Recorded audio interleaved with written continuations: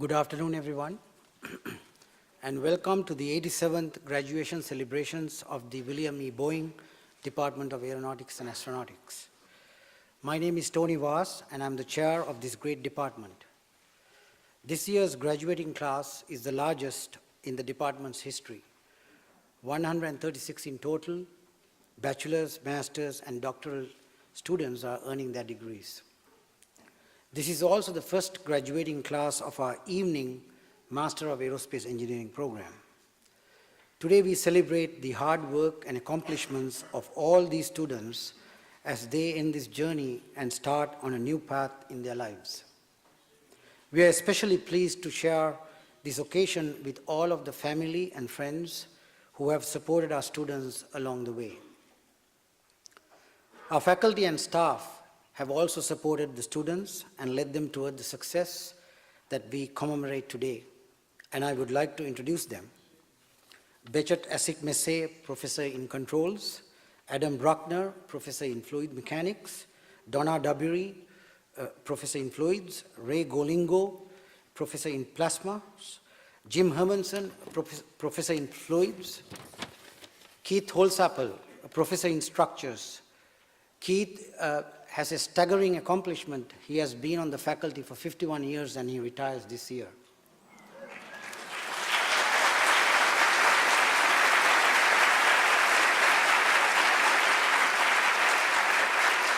Thank you. Carl Nolan, Professor in Fluids, Mitsuru Kurosaka, a Professor in Fluids, Ken Lin, Professor in Structures, Eli Livne, Professor in Structures, Christopher Lum, Professor in Controls, Mehran Mesbahi, a Professor in Controls, Christy Morganson, a Professor in Controls, Anshu Narang, a Professor in Controls, Marco Salviaro, a Professor in Structures, Yuri Shumlak, a Professor in Plasma, and Professor J.K. Yang, a Professor in Structures. On the staff side, we like to acknowledge Victor Ekwe, Academic and Administrative Services Coordinator, Stanley Choi, Undergraduate Advisor, Ed Connery, Director of Academic Services, Wanda Frederick, Communications Specialist, Katie Frisbee Bunton, Associate Director of Advancement for the College of Engineering and the one who's designated for our department, Patrick Gibbs, the Administrator of the department, Leah Panganibon, Graduate Advisor. Here I like to congratulate Leah on completing her PhD this year in Education, Leadership and Policy. Fiona Spencer, a Research Engineer. Today we also have the pleasure of recognizing those students, faculty and staff who have gone above and beyond in their contributions to our academic mission. To start this ceremony, I would like to invite Professor Christy Morganson to the podium to announce the 2016 Senior Design Capstone Awards. Christy.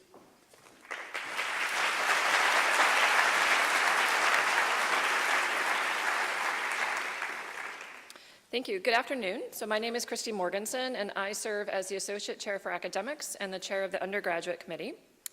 This year, our department began to implement some major changes in our curriculum, and one of those is our capstone experience for the seniors. So previously, in prior years, we had one large team in the flight area and one large team in the space area, and this year the students had the opportunity to participate in a third option, which was industry-sponsored small team projects, and we had 6 teams in that area. The students had a variety of valuable experiences they got from this. All of the teams worked with industry partners, the large and the small teams. They all produced wonderful designs and prototypes. There were all kinds of activities going on this week about those activities. And we're all very proud of their accomplishments this year, particularly it's always a challenge in a year when we're doing a lot of changes. So it's my privilege to take a moment and honor 6 of our graduating seniors for their unique contributions, their leadership, and outstanding performance in our capstone program. So as I call your name, please come forward and remain up here in the front. They're actually already on stage. So Ramiro Sechet, I'm sorry, we didn't put the pronunciations on here. So for the large team aircraft design.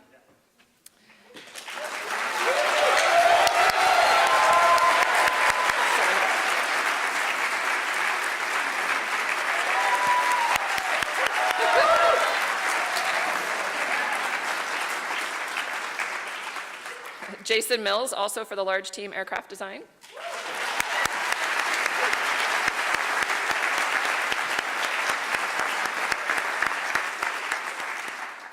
Kendall Dale for the large team spacecraft design.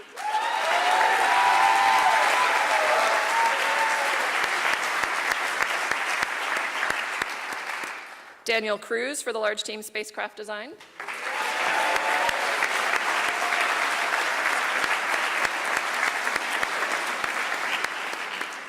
Alec Buing for the Precision Agriculture UAV team with TLG Aerospace.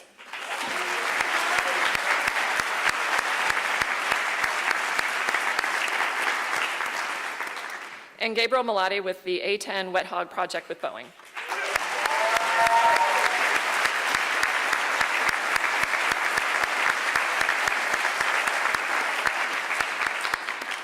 Very big congratulations to all of you.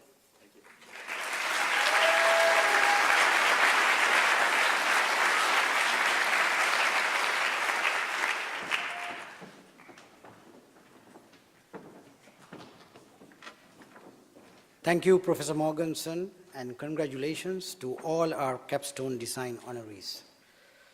Now I would like to introduce our undergraduate speaker, Brant Monson.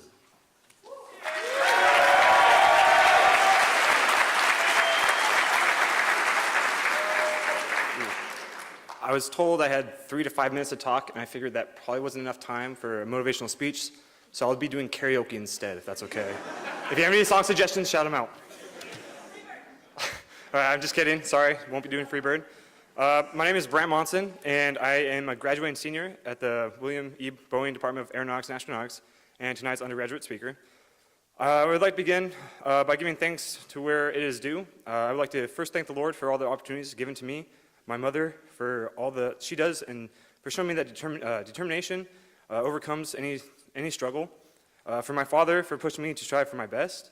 My family for the continued love and support. And I would like to thank my friends for keeping me somewhat sane these last 4 years. And I also like to thank all my educators for showing me the beauty of knowledge. For all this, I thank you.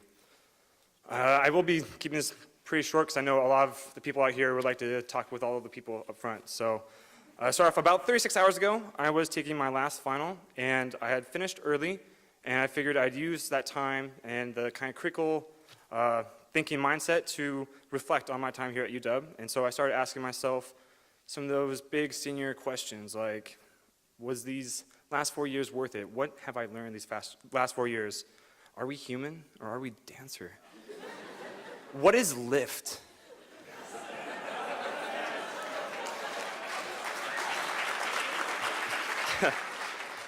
I know I've learned a lot, and I've received a great education, and that I have a lot of tools in my engineering belt.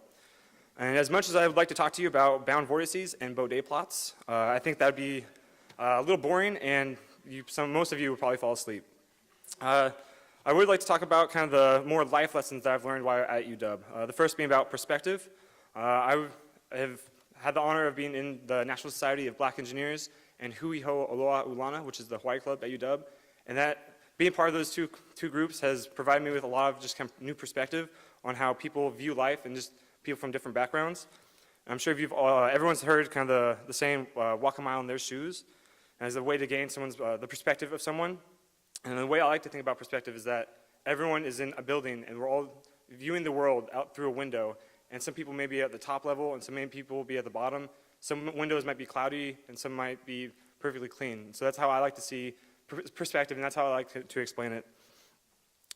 Understanding one's perspective and knowing why someone thinks the way they do will help resolve a lot of issues. I haven't really had a lot of issues with the people in my department, but I kind of viewed other issues that have happened in other departments and with other groups of people. When I was young, a doctor heard an unusual sound in my heart. My parents found out later that I had a heart murmur, and I was taken to the Children's Hospital. As a 4-year-old, I wasn't really sure what was going on in the situation. I didn't really care. I was getting a lot of food and toys and balloons, so it was good. But one of the things that was given to me was a cassette tape, and it was a recording of my older brother and sister reading the story about blind men and the elephant. And for those of you that don't know, the story is about a group of blind men that go into town and encounter an elephant. Each man is touching a different part of the elephant, so the tusks, the feet, and the trunk, and the tail. and they're arguing over what kind of animal it is. And a passerby hears them arguing and explains that an elephant is what the people are touching, and that they're all right, even though they were all describing something different. And as students, we've disagreed with people in class, I'm sure, and I guarantee you, you will disagree with people later in life, whether it's in industry or in academia. And I encourage you to learn more about the perspective of the people that you talk with so that you can help resolve issues, and that you might be able to learn from their perspective, and they might be able to learn from yours. The second point, and kind of final point I would like to talk about, is excellence. My friend and I were walking to a social gathering that the students host every quarter, and he was talking to me about quality and what that really means. And I was half paying attention, and so I wasn't really getting everything he was saying. But it did plant a seed in my mind about what quality is and how often quality is sacrificed when trying to be the best or when striving for greatness. That being the best also doesn't guarantee that you'll produce quality work.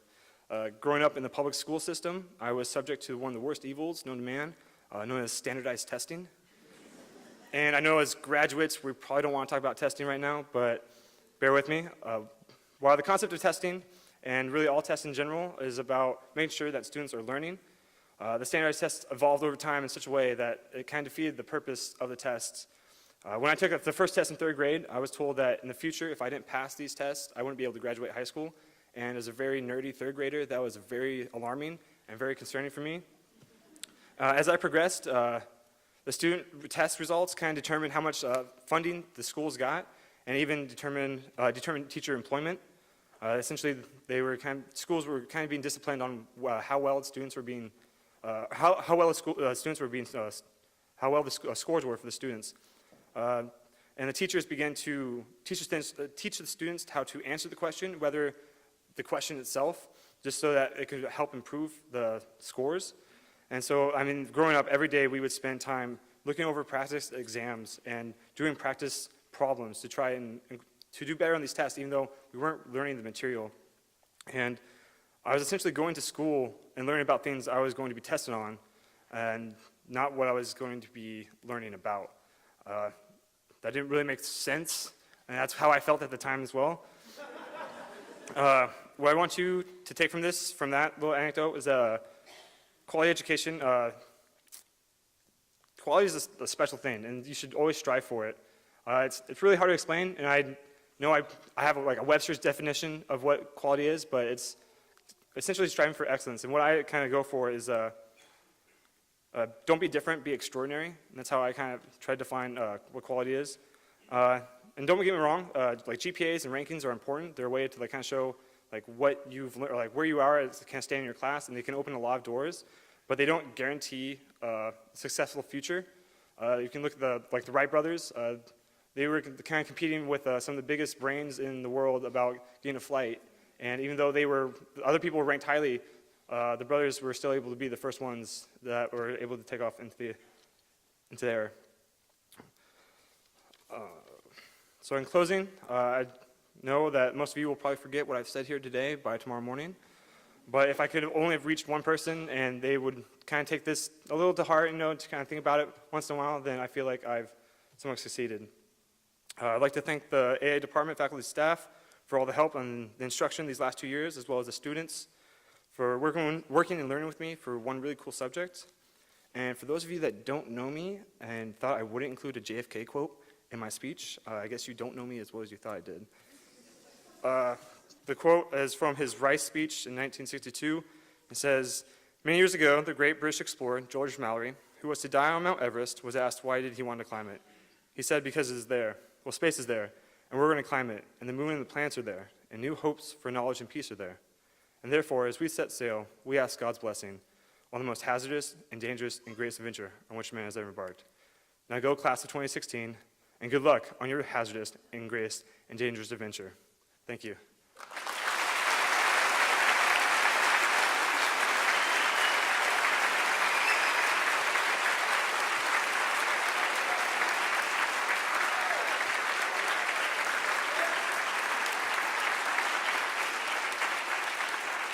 And it's my honor now to introduce the AIAA Senior Class President, Ethan Lildum.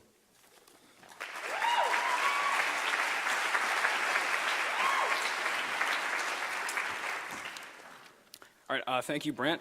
As the AIAA Senior Class President, it is my distinct privilege and honor to present this year's Award for Undergraduate Educator of the Year.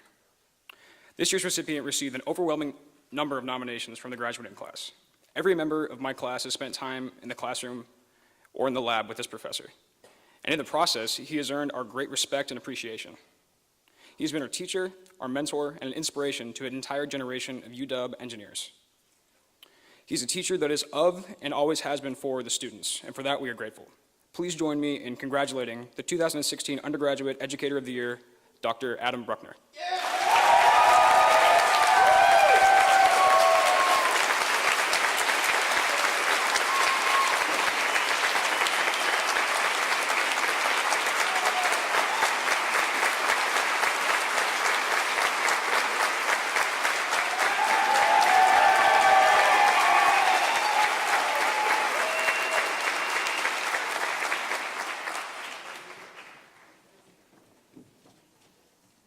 Thank you, Ethan, and congratulations, Adam, for that recognition.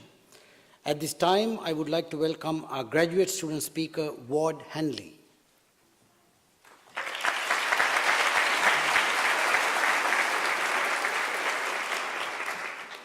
Hello, everyone. My name is Ward Handley. I'm an MSAA student here, graduating today, which is pretty fantastic. So over the past 2 years, graduate school, and I imagine most of you in undergrad as well, college is just necessarily a very inward-looking and self-focused endeavor. I mean, you have no time for practically anything else other than your studies, what you're working on, your projects, especially senior design. I saw those guys working like crazy all year. So now that we're done, it's time to start looking outward and recognizing that our success is the work of many hands, in particular our professors over there and our advisors, also baristas at Cafe Solstice, friends who would patiently listen while I explained about my project or homework when actually I was just complaining about my project or homework. Fellow students who would work through tough problems on, well into the evening, well into the night over chat, at the library, whatnot. My significant other, of course, who listened and also answered my rhetorical question of, why am I doing this? Faculty who are not afraid to give us tough questions, like on one midterm exam, prove that 1 + 1 does not equal 1. I feel like that's a one-liner, but I'm not totally sure. I'm just pretty confused about that one still. Or other professors who would use poignant analogies when answering questions about basic programming, such as, pretend the computer is a student, the worst student, and you must tell him how to do everything, exactly everything, and then look at that student meaningfully. But the vast majority of the time, faculty inspired me with their energy, their vision, and reminded me to be practical and challenge my thinking.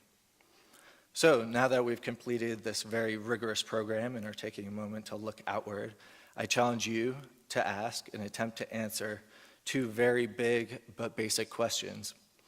So one, as you go out into the world and start doing real work, whose problems am I solving, and why am I solving them? These questions are tough because they are simultaneously abstract and deeply personal. So take, for instance, reusable rockets. Everybody is excited about Blue Origin, SpaceX, so that's the who, pretty basic. Why? Because it's awesome. Also, very straightforward, basic answer, right? First blush. You start peeling away the onion, though, and now, okay, the who is a billionaire. The why, maybe it's a vanity project. Maybe you're a true believer in making humans interplanetary, something very inspiring like that.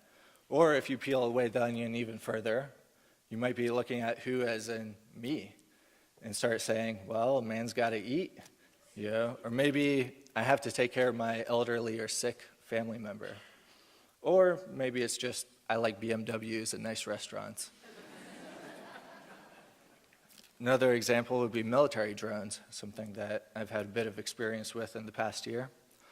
So the who, Again, fairly obvious, the United States government. Why? It's awesome, again. But then it starts getting a bit more complicated when you start looking at other users. So for instance, I was down at a company interviewing a couple weeks ago, and they were very, very excited because they had just landed a contract with the government of Egypt to sell the exact same drones to Egypt. So at that point, whose problems are you solving? The United States government's? They approved it. Maybe it's some part of a larger geopolitical strategy, or maybe it's just that they have money and they can pay for it. Or maybe it's the Seattle PD. They're also picking up these same drones. They're also using them. And so the question is it about public safety? I'm not so sure about that. But I enjoy working on those projects. I think particularly when it comes to military projects, my own objectives actually tend to dominate. And aerospace and defense are, as many people know here, quite intertwined. So when I work on military projects, I would say that mostly I just want my friends and my family in uniform to return safely home to me. The unfortunate corollary with that is that someone else's niece, nephew, child, sibling, or parent will not make it home to their respective family. So I know this is heavy, but it's worth grappling with these very fundamental questions, because after all, this is our life's work. So with that, I'd like to thank the faculty, the staff, the graduate students, and thank you all for coming as well today.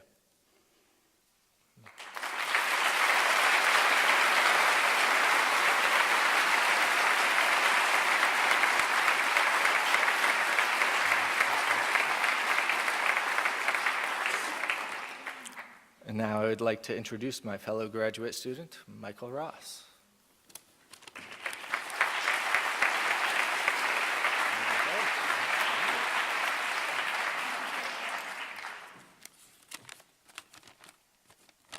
All right, thank you. It is my pleasure to present this year's Graduate Educator of the Year Award, an award given each year by the department's graduate students to a faculty member or instructor. I've worked closely with this year's recipient for the past 6 years, and it comes as no surprise to me that he's widely respected as an engineer, a colleague, a teacher, and a mentor. This person inspires his students to grow, and he gives them the tools and advice to do so. He's generous with his time and is eager to help students throughout the department with classwork and career development. This professor cares deeply for both the professional and personal well-being of all his students, and I admire the example he sets as an engineer, and most importantly, as a person. It is a true honor to present the 2016 Graduate Educator of the Year Award to Professor Yuri Shumluk.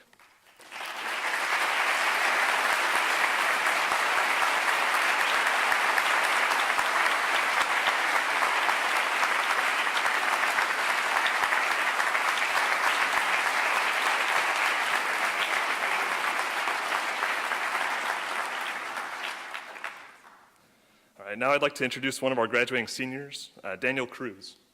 Daniel.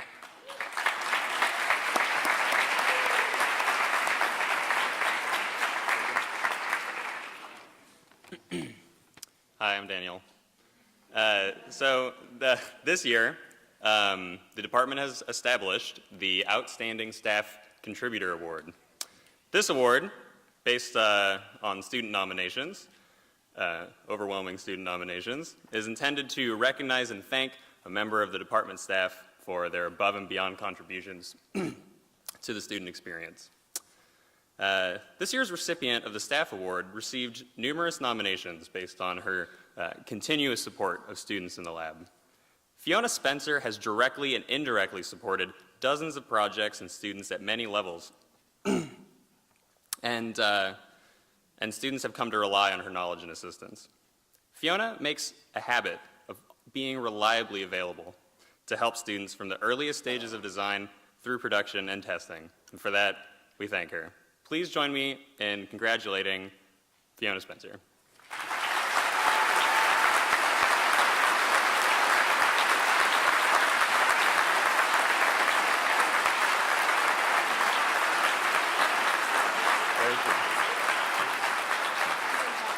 Oh, okay.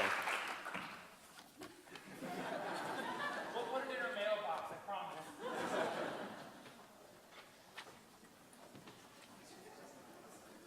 Thank you, Daniel and Michael, and congratulations to Professor Shumlak and Fiona Spencer. Now I'd like to introduce the 2016 Aeronautics and Astronautics Distinguished Alumnus and today's keynote speaker, Dr. Leland Nicolai. Dr. Nicolai received his bachelor's degree in our department in 1957 and went on to earn a master's degree in aeronautical engineering from the University of Oklahoma, an MBA from Auburn University, and a doctorate from the University of Michigan. He is an acclaimed educator, author, and aircraft designer. His career includes 23 years as an R&D officer and aircraft designer in the US Air Force, where he achieved the rank of colonel. He spent an additional 34 years as a developer and aircraft designer in the aerospace industry. During that time, he taught a very successful 5-day aircraft design course for the Lockheed Martin Aeronautics Technical Institute, and he held the esteemed position of Technical Fellow at the Lockheed Martin Corporation before his retirement. Dr. Nicolai has authored 4 textbooks on aircraft design, 3 of which are widely used at US universities. It is my great pleasure to introduce to you Dr. Lee Nicolai.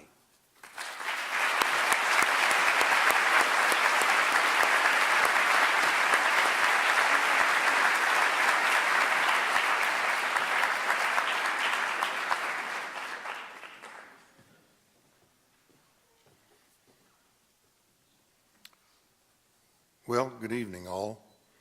I would like to acknowledge and congratulate the winners that we have here this evening. Congratulations, parents. It's a miracle.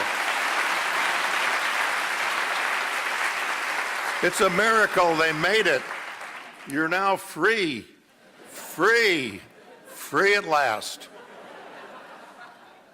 You don't get thanked often enough for all the pushing, shoving, pulling that went on to get your sibling here to this station for today. But here they are, looking bright-eyed and bushy-tailed, ready to step out into society and make it a better America for everybody. But I should also congratulate the people in the funny hats. Now, it's pretty clear to me that there wasn't an engineer on the committee that designed those hats. Although, I noticed some of the students had some pretty neat-looking airplanes on top of their hats. But I'll tell you right here and now, I don't think there's a max L over D of 2 in any of them. I want to tell you that the aerospace and defense market is alive and well. It's estimated to grow at about 3% for the next couple of years. Most airframers have several years of backlog in airplanes, with Boeing and Airbus having over about 10 years backlog. And that's a fine thing to go forward with when you got that many airplanes left to build. The Air Force is developing a long-range strike bomber to replace the B-1 and trying to develop the technologies to counter terrorism. You will have the opportunity to influence life on Mars. But I think your first challenge should be that commute. I mean, 7 months to your duty station, you know, your muscles atrophy, your body just goes to pieces. It doesn't like it at all. And anybody arriving after 7 months, 0G, is not a happy camper. So you're going to need to work there. You can also exploit the robotics technology that's been coming along. The idea of robotic manufacturing assembly makes a lot of sense. it also means the loss of jobs, so you won't be very popular in Detroit. You will have the opportunity to help Amazon and Google and the pharmaceutical companies develop drone delivery of small packages of maybe 25 pounds. The most difficult part of this whole operation, the technology is pretty much mature, but the most difficult part of this whole operation is to develop the con-ops that'll keep the kids from thinking these are piñatas. We have several companies that are pushing supersonic biz jets. If they can ever get the release to operate Mach 1.5 over land, they'll really have a transportation system that rivals subsonic aircraft. The world is still waiting for an aero car.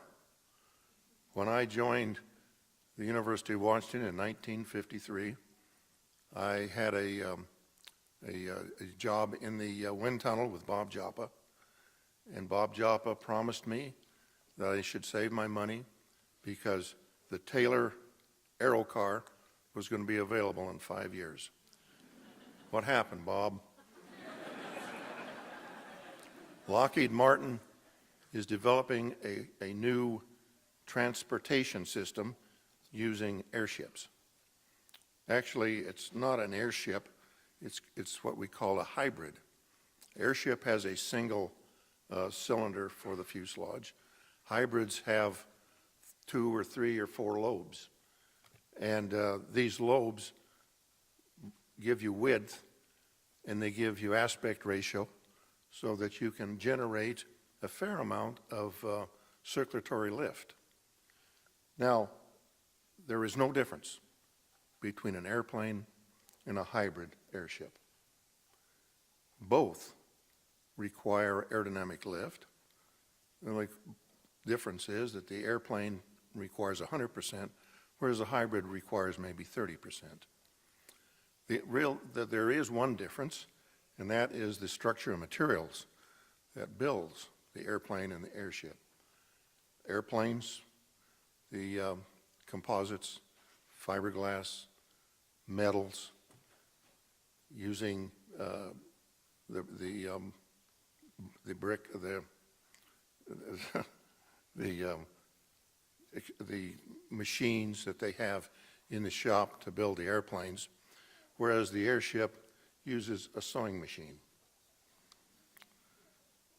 It is important that you understand what it is to be an engineer. A smart man kind of summed this up one day when he said, a scientist discovers that which exists, and an engineer creates that which never was. It's important that as you look around the room, you go outside, you look around, you'll see all of these products that were developed by engineers. So take pride in the fact that you are one of these people that creates something that never was, be it a refrigerator, a TV, a car, an atomic bomb. You sneer when I say atomic bomb, but quite honestly, the atomic bombs that were dropped over Japan shortened the war by 6 years and saved over 10 million lives. Sometimes you have to break an egg to make an omelet. You need to understand that you are leaving an environment that educates students and advances science, and entering one that makes products and sells them for a profit. From this day forward, everything that you do will be driven by profit, by cost. I like to tell my students that as engineers, we make products for fun and profit. The first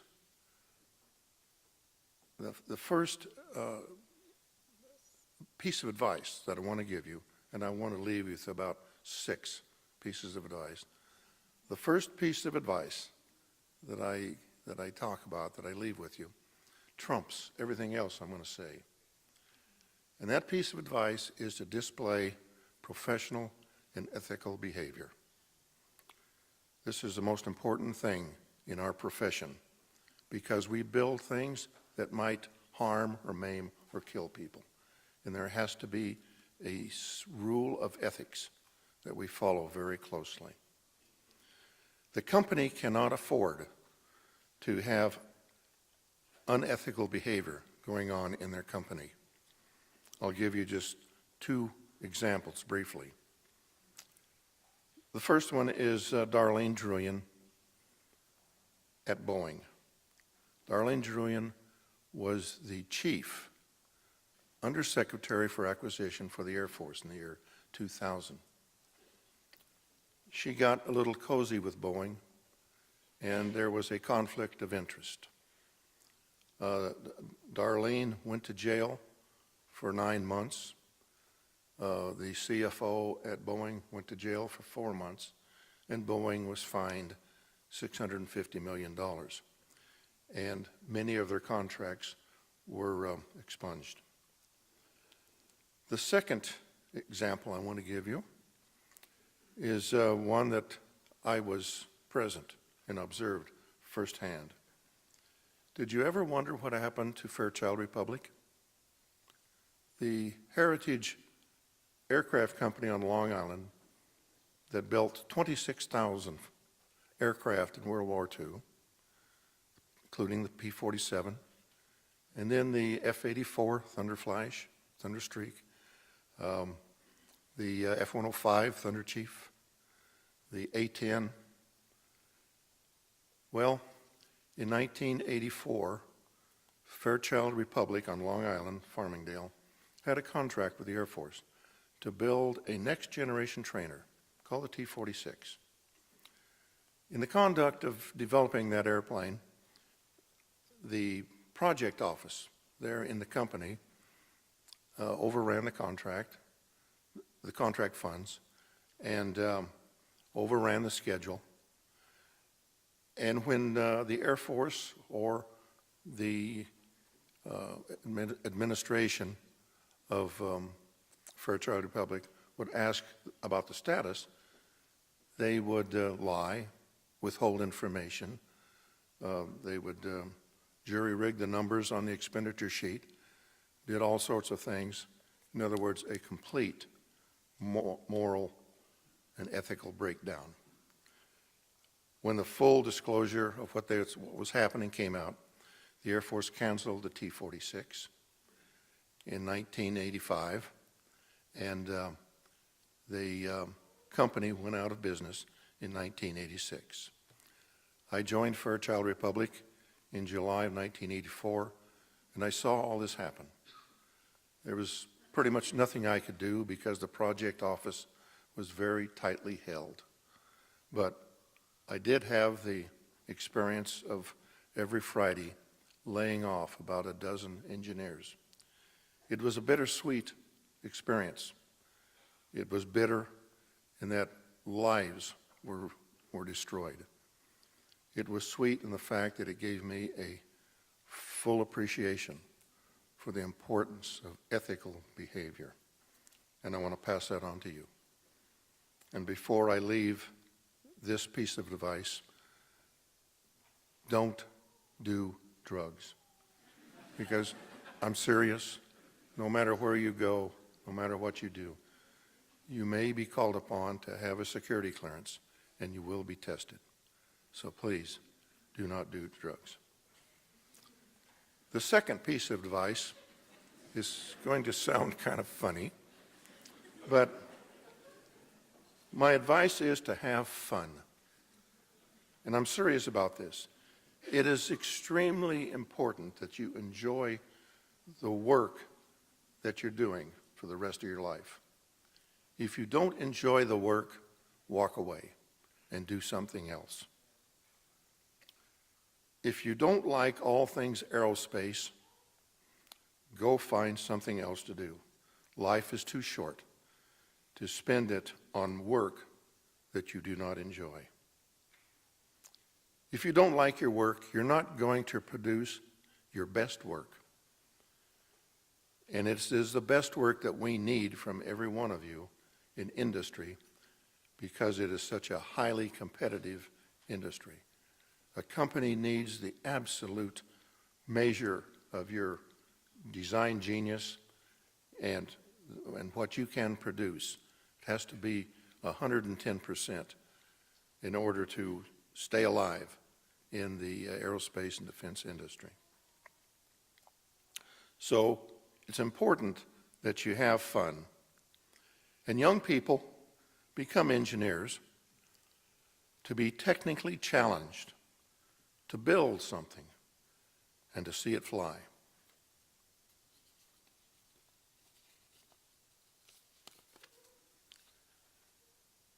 And it's important that the company let the young engineer have the experience of taking his or her design into the shop, working with the shop people to see how that design can be improved to be more manufacturing friendly, how cost can be taken out, how quality and reliability can be put back in.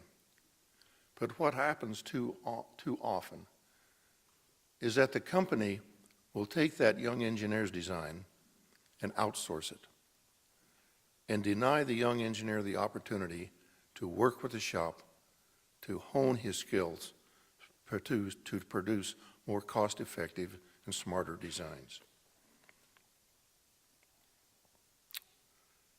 And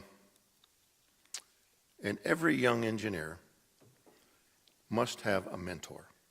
So when you get to your first duty station in industry, look around, find that senior engineer that's respected by everybody, that's made a name for himself, is a success story, and hook up with him or her and have a mentee-mentor relationship. This mentor will counsel you in how to be an engineer in industry. This mentor will help you put together a career plan that will serve you to become a better engineer and to make it on up through the ladder, up to senior engineer. And more important, this mentor will be a confidant, so that if you have complaints with the workplace, with the company, you can lay them on the table and ask your mentor to take them up the management chain and let the management see what is going on. And if the management is worth their salt, they will try to remedy it.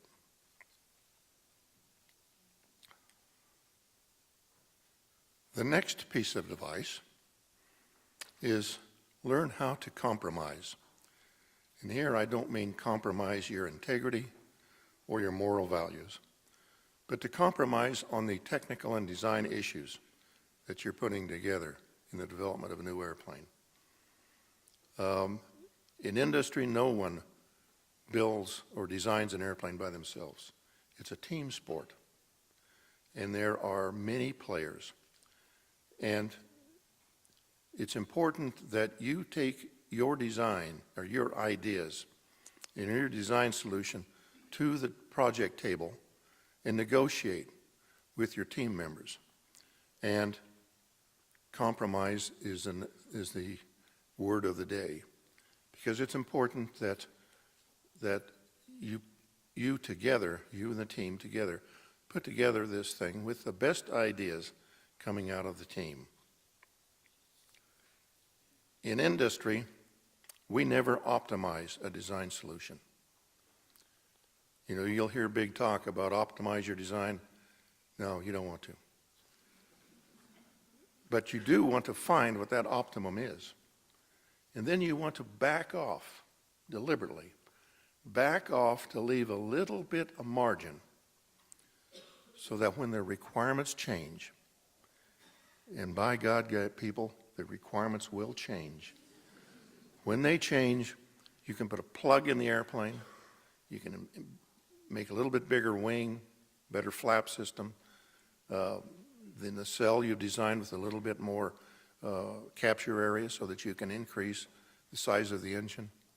You can do things to your baseline design to accommodate these changes in requirements that will happen. And so what you're doing is you're taking your baseline F-29A and making it an F-29B to accommodate the new requirements. You're putting together the variants of your design. And what's most important is you're keeping the production line running. And that's where the money comes from. I want to give you an example, a real live example of compromise. And that is in the middle 80s, the Air Force was asking for what they called an advanced tactical fighter. It came out to be the YF-22 and the YF-23. But the Air Force was asking for 3 key parameters. They wanted supercruise, cruise supersonically on dry power. They wanted super stealth, the lowest RCS reflections that have ever been come out of the shops. And then they wanted super maneuverability. They couldn't define that, but we kind of knew what they meant. Well, it turns out that you can have 2 out of the 3, but you can't have all 3.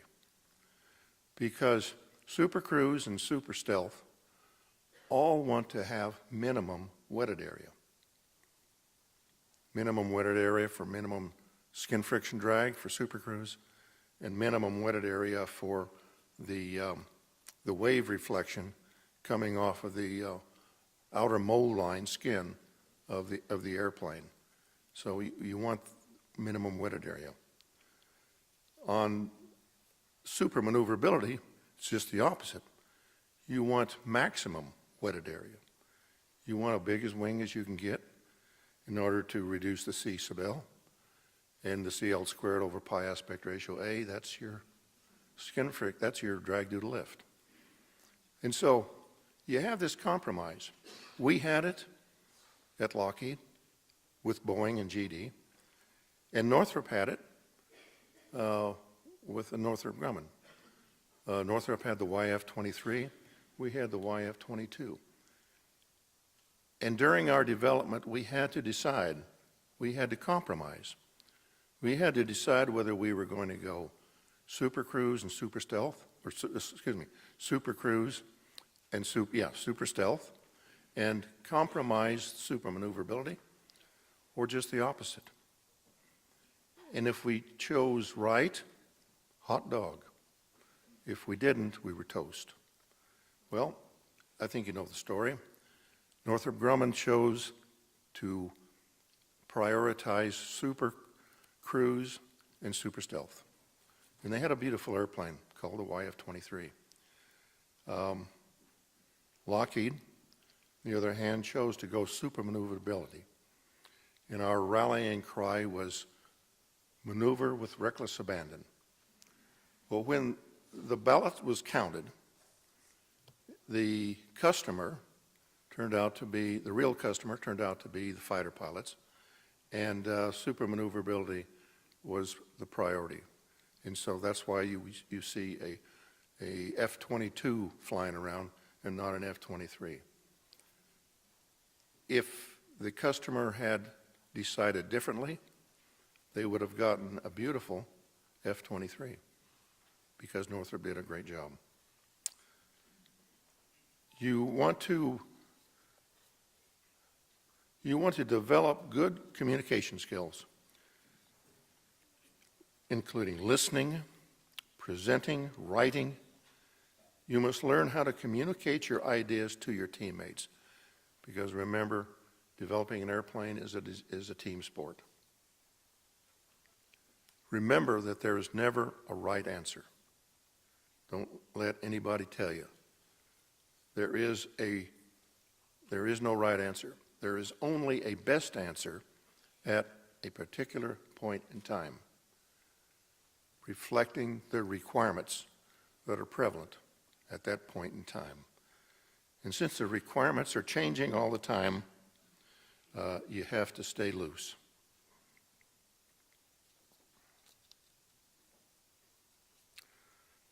There is one more thing that I recommend, and that is KISS. Keep it simple, stupid. And keep it simple, stupid as long as you can. Because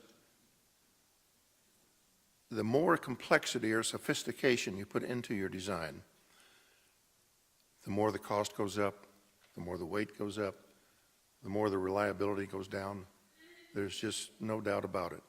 So keep it simple, stupid. Now, this is hard for engineers because, as you know, engineers like to show off. They like to put as much complexity and sophistication into their design as they can. And then they bundle it up and take it to a conference and life's sweet. But you can't afford to have anything on the airplane that's not pulling its weight. And so make sure that every piece of complexity and sophistication that you put on the airplane buys its way on. So keep it simple, stupid, as long as you can. Finally, it's important that you all exhibit nympholepsy. You know what that means? It's not a dirty word. When you get back to the dorm, look it up. Exhibit nympholepsy.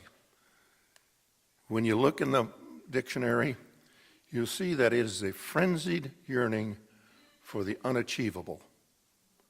That's what we want out of you as young engineers. We want you to reach for the moon and give us your best shot at the unachievable. Early, several decades ago, our president decided that we would put a man on the moon by the end of the decade and return him home safely. In 1959, the Air Force decided they needed to overfly the Soviet air defense threat. This meant that the airplane had to fly Mach 3 plus at 85,000 feet in order to overfly the Soviet air defense threat. In 1978, Ben Rich ran around through the Pentagon telling the Air Force generals that he could build them a tactical fighter with an RCS, a reflected RF signature, the size of a ball bearing. Now, for these three cases, there was a hue and cry that was too hard. We couldn't do it. It was impossible. Well, what happened? Armstrong walked on the moon and came back safely. Kelly Johnson developed the SR-71, overflew the Soviet air defense threats. And Ben Rich and the Skunk Works developed the stealth fighter, the F-117. So you need to avoid the people that say it cannot be done. Make liars out of them. And just take this little saying around with you, that it is difficult to soar like an eagle when you work with turkeys. So that's my advice to you.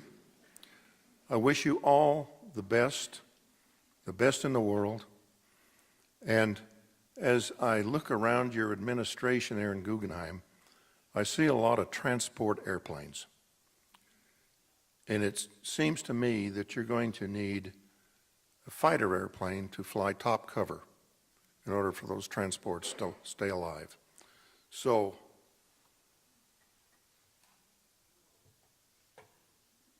I want to give you the meanest, the finest tactical fighter on this planet, the F-22 Raptor. And it reads, "Congratulations Class of 2016, Lockheed Martin Skunk Works.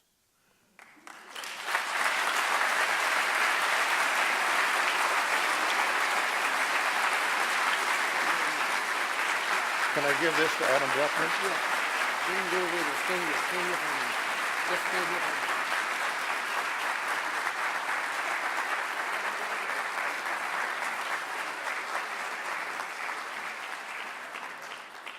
Thank you, Dr. Nikolai, for those very inspiring words. It's a true honor to have you here with us today.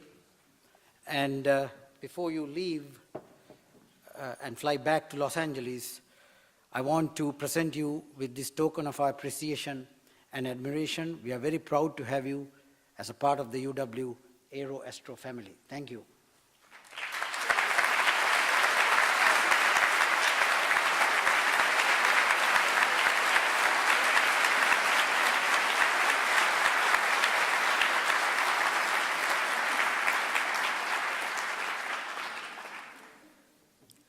And now, ladies and gentlemen, we turn our attention to the students of the class of 2016.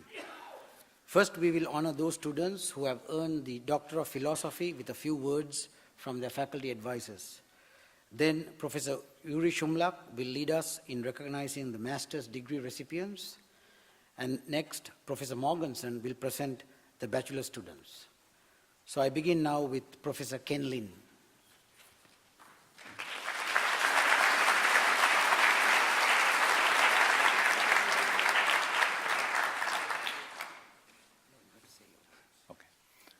Good evening. Eric Chi-Ho Chen's PhD thesis title is Delamination Arrestment in Bonded Composite Structures by Fasteners. As you may know, composite is very strong. Like carbon fiber composite, how strong it is? It's as strong as a steel. And it's very stiff. And it's as stiff as a titanium. Yet, it only weighs 60% of aluminum. So composites are being heavily used in both commercial and military aircraft. And Dr. Nikolai showed you that F-22, a big percentage of that airplane was made of composite, carbon fiber composites to improve performance. I'm sure my AA 432 class, they all know that. However, the problem in composite is very weak in the outer plane directions. Basically, it's a strength of glue. So there's a problem in delaminations, which means the separation of the materials. And actually, delamination happens in everything, including Dr. Chi-Ho's shoes.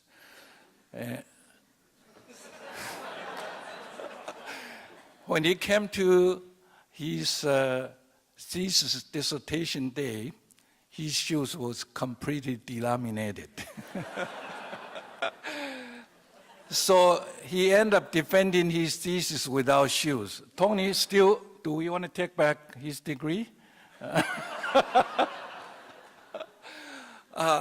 In any case, you know, his thesis was to use scientific means conducting both analytical and experimental studies under the sponsorship of the FAA, Boeing Company, and Torrey to study how effective these fasteners are. And the fastener is called crack arrest fasteners or disc-bond arrest fasteners. However, in industry, this kind of fastener is called chicken fasteners. And if you want to know why it's called chicken fastener, you come to talk to Dr. Chun afterwards. So Dr. Chi-Ho's thesis advances in the state-of-the-art technology on damage-tolerant structure design and analysis, ensuring structure safety and compliance to the FAA regulations. So next time, if you fly in a composite aircraft, don't get panic, it's safe. Chiho, you finally made it, and congratulations. Chiho has been here over a decade, over 10 years. He got a bachelor degree, got a master's degrees, and now he got a PhD degree. And congratulations, you finally made it, and we are proud of you, and best wishes.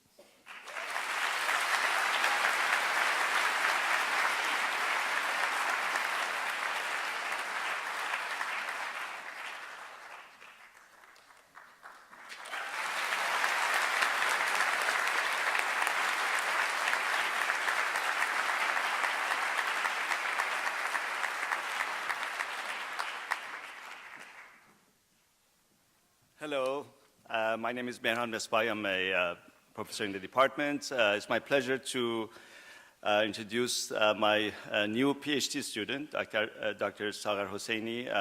The dissertation title was Learning in Complex Dynamic Systems with Applications to Perpetual Flight, Energy Management, Distributed Decision-Making, and Social Networks. Sagar John, it's my pleasure. And I want to congratulate you. During your time in my group, you worked on a variety of challenging engineering problems. First was the research project that we had with Boeing on aircraft energy management that dealt with using advanced optimization techniques to generate and utilize power more efficiently on flight. Then you moved on to work on solar-powered UAVs, energy-efficient flight, and you came up with trajectories for long endurance, solar-powered flight using a very unique and novel approach. And then you moved on and contributed to distributed online optimization machine learning, addressing in a very elegant way how to solve very large-scale optimization problems on networks, a topic that is of great interest in a variety of fields. And I really want to thank you for all the wonderful research that you have done in the group. We will miss you, and I'm very proud of your accomplishments.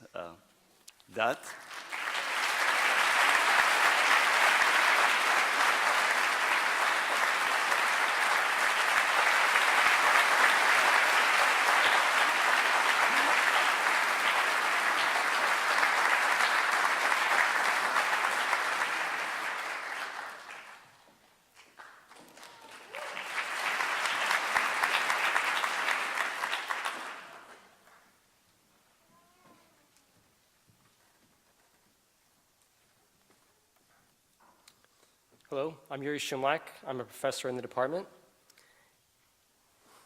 And today I get to hood Mike Hughes. His dissertation title is Pressure Scaling Toward High Energy Density in a Quasi-Steady Flow Z-Pinch.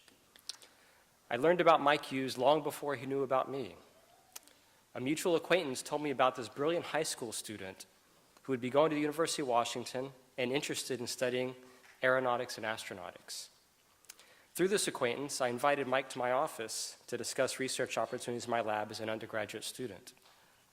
It took several months, but eventually Mike came to my office.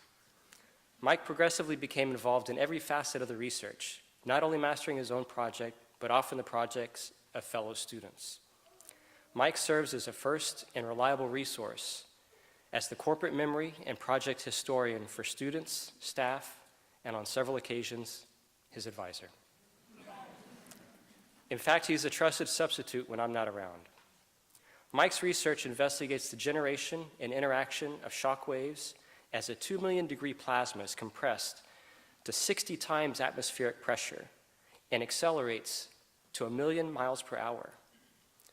The research will someday enable fusion energy and space propulsion to the outer planets and beyond.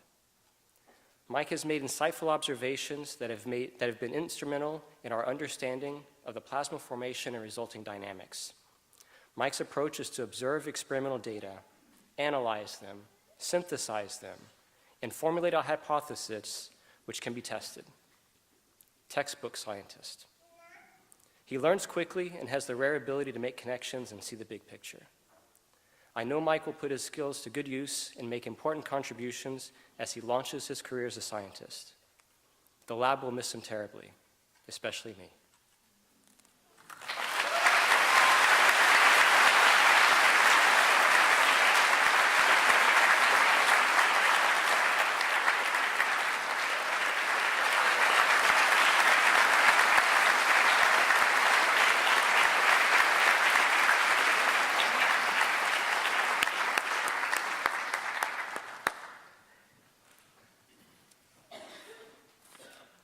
Yes, it's me again. My next student I'm happy to hood is Mike Ross. His dissertation title is Exploring Plasma Stability and Confinement with High-Resolution Density Measurements of the ZAP HD Flow Z-Bench. Mike Ross is an excellent ambassador for the lab. He is able to explain difficult topics in an accessible way, whether he's describing our research to grade school children or to our funding agency program managers. Mike conveys his knowledge and excitement for the research. His passion is contagious. There are current graduate students in my lab as a direct result of their interactions with Mike. He provides a cohesive force in my research group and in the department, facilitated by his witty sense of humor. He often organizes outings and sporting events. While inclusive, Mike also has a competitive bent. Though it's unfortunate, I've never had the opportunity to get him out on the links or on the squash court. Mike has made important contributions to our lab's research and in the broader field of plasma physics by enabling high-resolution density measurements. His research project developed a digital laser holographic system that records the two-dimensional structure of a magnetically confined plasma during a 2-nanosecond instant. The measurements provide never-before-seen details of the plasma under extreme conditions, which in addition to energy and advanced space propulsion is important for characterizing materials. Based on his research contributions, Mike was selected to be a U.S. representative at the 2015 International Research Project in Hefei, China. I expect Mike to continue to advance the scientific field as he embarks on his professional career. Mike and I previously joked, using lines from Kipling, "If you can, you will be a PhD, my son." Well, today, I'm happy to join him to the ranks.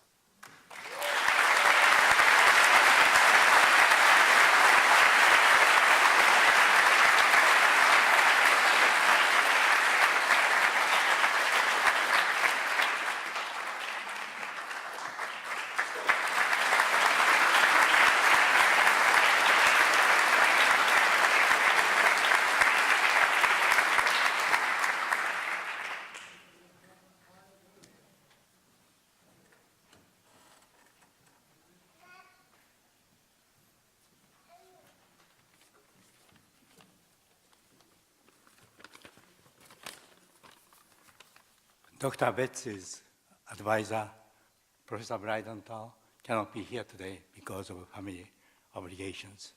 And I'm his weak twin brother, speaking with accent. And Professor Breidenthal left me some short writing, and I'll read this on his behalf.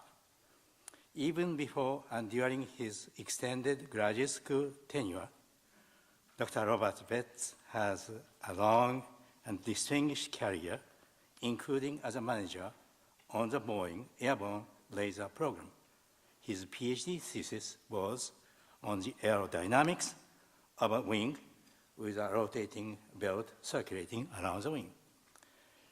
And since graduating, he has already become involved in another exciting entrepreneurial project. So,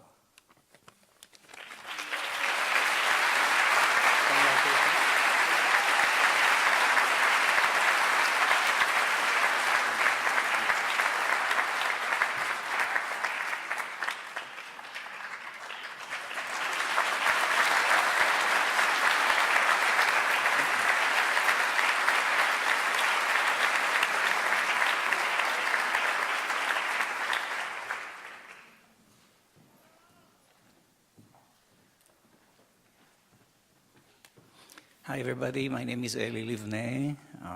I've been on this faculty for a long time. And my areas of expertise, if I know anything about anything, are airplane design and what's called in our professional jargon aeroelasticity or servoelasticity. You heard quite a number of times in the speeches today the word O about flight vehicle systems. And how can you not be awed by the complexity of these systems that function so well one of the distinguishing, I think, features of any aerospace system is how multidisciplinary it is, how aerodynamics and structures and controls and propulsion and electronics, how all these seem to work together so beautifully and at the levels that you will not see, I think, in any other engineering system in the world. So when Sung came to me and to the university, he made it very clear that he wanted to cover it all. He didn't want to specialize in just one area. He wanted to taste the whole thing, and he wanted to do some things that would go to the heart of these aero-servo-elastic interactions. Another aspect of flight vehicle systems, in addition to the complexity and the multidisciplinary nature, is the very strong emphasis on safety. These people just cannot fail. Now, when we say they cannot fail in engineering terms, we talk about probability of failure. And when you design systems like this, you have to guarantee that the probability of failure of those systems is so low that in practice, basically, they would never fail. And how do you do this with modeling that has to cover all those disciplines, where each one of these models, if you run computer simulations in structural aerodynamics, takes so much time? And here you have to run hundreds of thousands, if not millions of simulations, which account for all possible uncertainties, all possible defects or failures or changes in systems like this. You want to know how you can do this? Don't ask me, ask Sung, because he developed a kind of a computer simulation capabilities that does just that looks at airplanes at the level of modeling that you would use in industry, that is real airplanes, and with great precision allow us to run hundreds of thousands of simulations that then will give us the statistics that we would use in order to understand what can go wrong and then to focus our attention on these things that can go wrong and make sure that they are designed properly. We've been together for a long time. One of the great joys of us, and I think I speak for all the faculty here, is to see our students do things that we cannot do, and to see our students know more than what we know, and to send them into the world to do things that are going to be better than what we can even dream of. And so for details about how Sung has done all this, ask him, because I'm not up to speed on everything that he did. I have some idea, but it's a great pleasure to see him graduate with a beautiful dissertation. The title is Contributions to Physics-Based Aero-Servo-Elastic Uncertainty Analysis. And especially to thank him for keeping me out of trouble, because for many years I've raised funds and I've promised all kinds of organizations that this can be done, but I wasn't sure it would be done. And so thank you for keeping me out of trouble.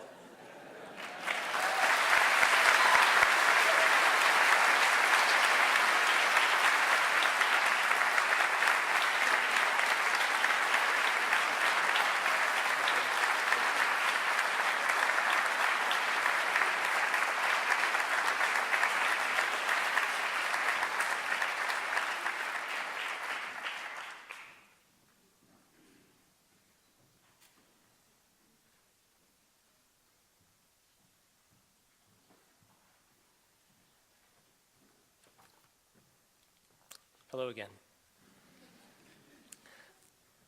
I serve as the Associate Chair for Research and chair of the Graduate Committee.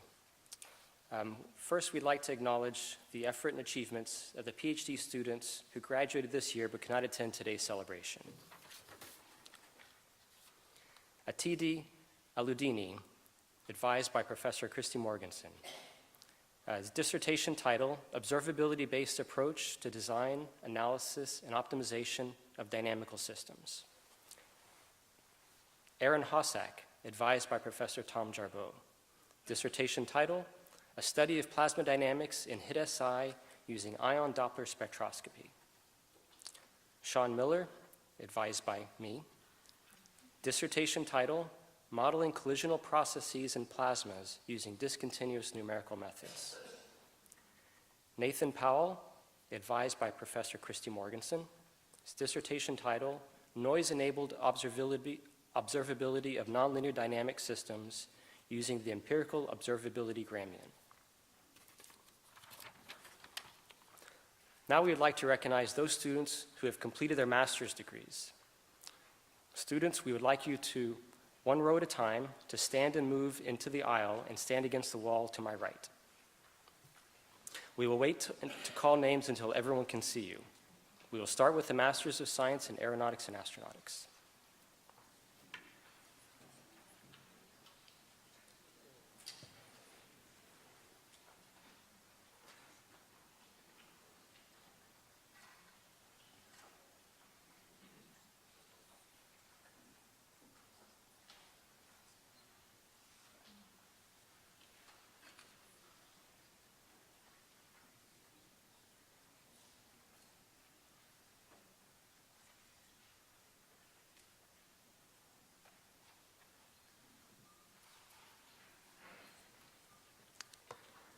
So, Ward Hanley.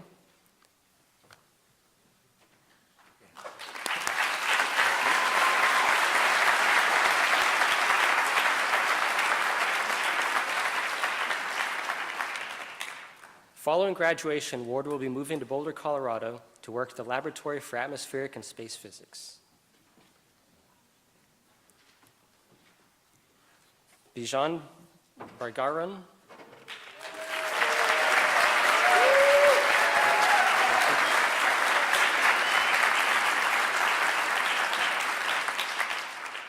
Bijan would like to thank everyone at the AA department, students, faculty, and staff for helping me integrate and arrive here in Seattle and welcoming me with open hands. Aditi Bide.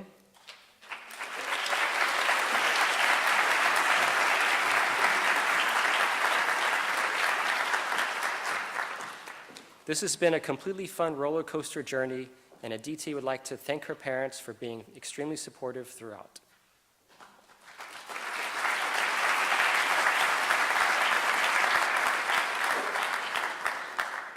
Jake Baining.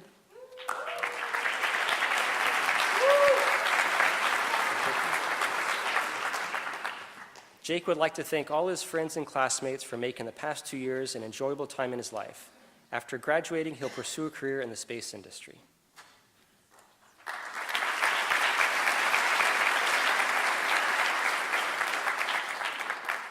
Sarth Chitale.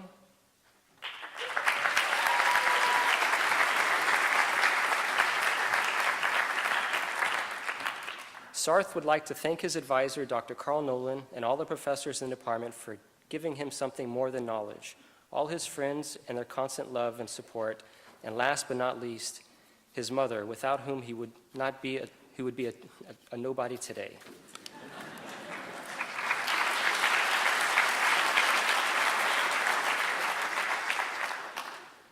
Joseph Gels.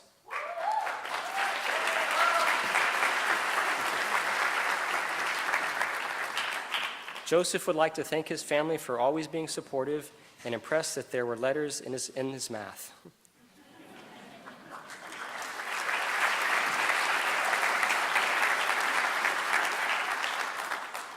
Richard Donovan Grist.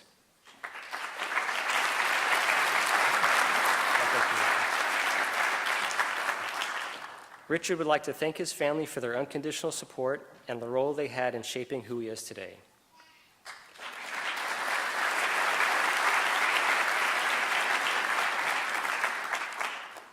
Nathaniel Guy.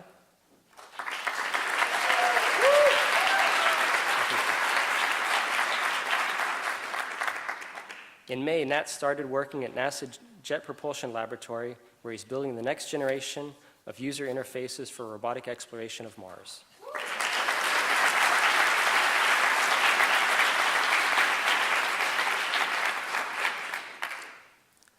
Najee Hawk.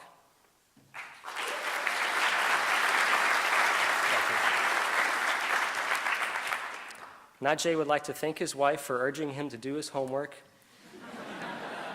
and his cat for stealing his pens to let him know when he'd done enough.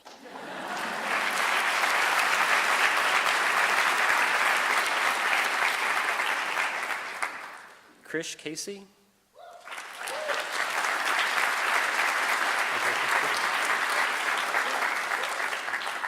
Krish will be working on guidance, navigation, and control systems at Planetary Resources.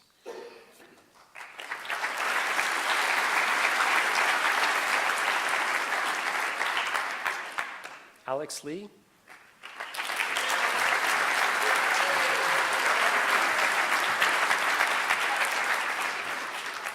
After graduation, Alex has started a job at Aerotech in Seattle, where he will be in the Flight Sciences group supporting flight tests and CFD projects.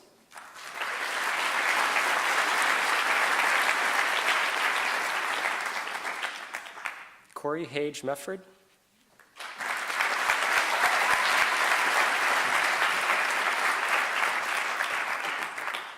Corey would like to thank the faculty and her classmates for teaching her so much and her husband for his encouragement and support throughout her graduate school experience.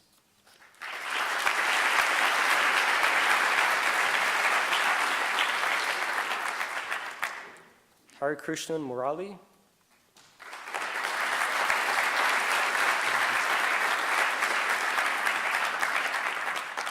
Hari Krishnan would like to thank his parents for standing by him no matter what, his professors for not only imparting knowledge, but also kindly enthusiasm, and finally the administrators who made our college experience as amazing as possible.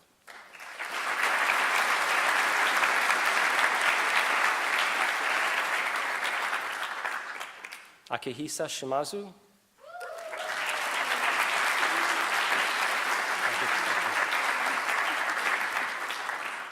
Akihisa is continuing to a PhD.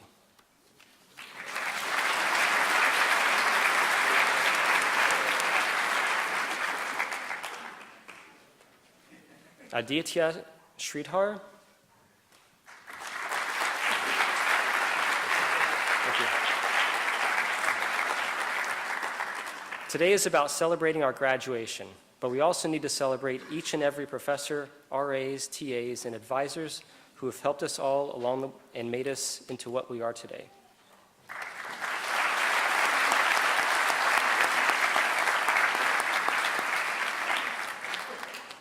Now we will recognize students receiving a Master of Aerospace Engineering. Ryan Bredding.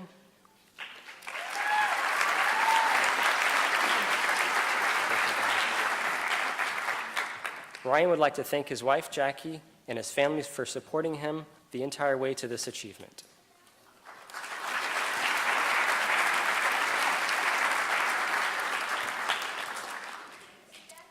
Brent Crabtree.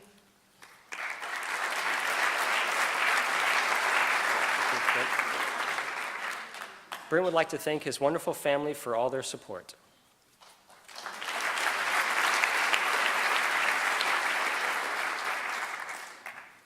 Robert DePaul.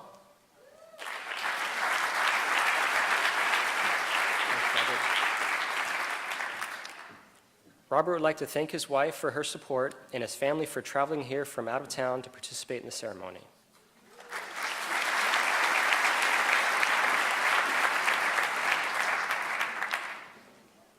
Kaylee India Gerlich.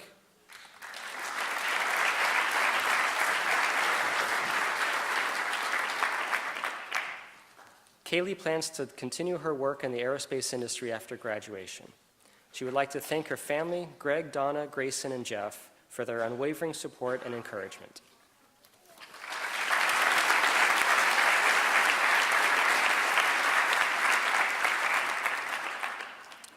Matthew Gray.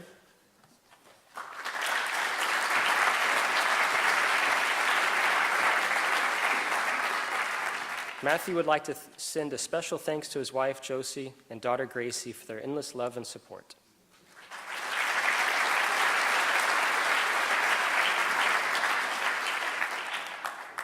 Brad Gross.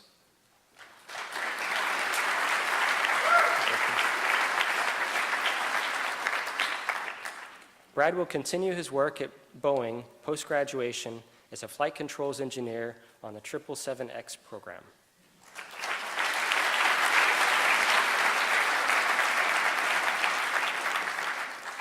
Kevin Shea.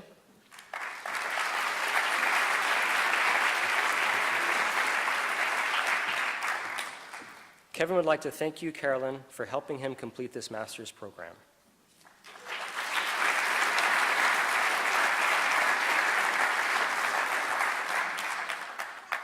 Jen Jia Louis.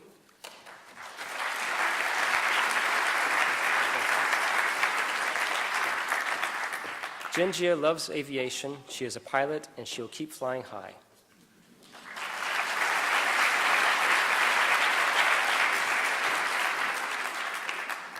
Yoon Lu.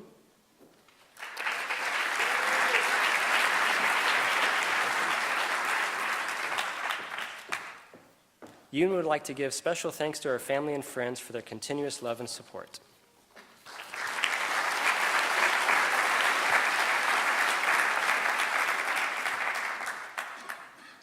Tony Lukongwa.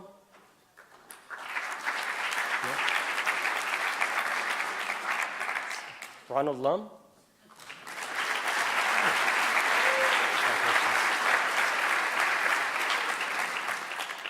Ronald Lum would like to thank his family and friends for their optimism and support throughout his years at UW. Without them, he would not be here crossing the stage today. Thank you.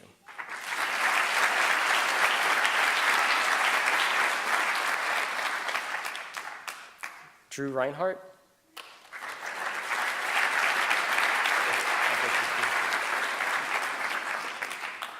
Drew would like to thank his wife for her support and patience during this endeavor.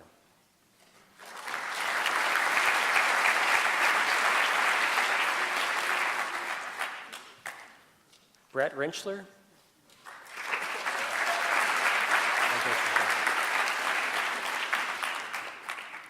Brett plans to continue his career with Boeing commercial airplanes after graduation.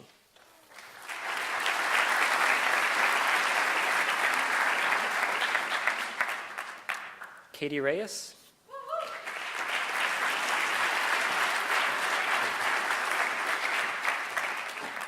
After officially graduating in fall 2015, Katie has returned to work at Boeing.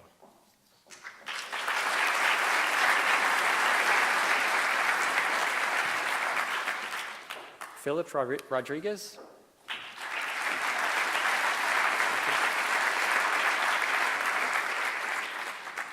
Philip would like to thank Abigail Cohn for all her support.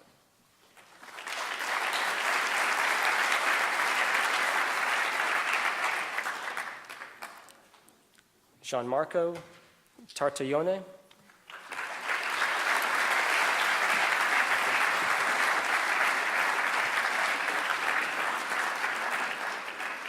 Gianmarco will continue to support the 777X program at Boeing as a structural analysis engineer with his friend Kevin on weekdays and go on more big hikes with his girlfriend Nicole on weekends. Maybe Kevin will come too.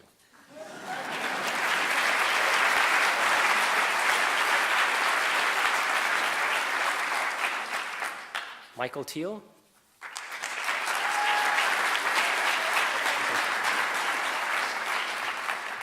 Michael would like to thank his family and his beautiful fiancée for their support. He would not have made it through this program without them.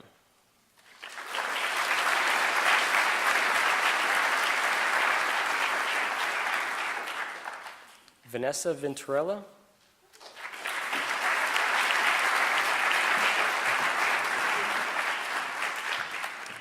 Vanessa appreciates the support of her family and friends through the journey of UW.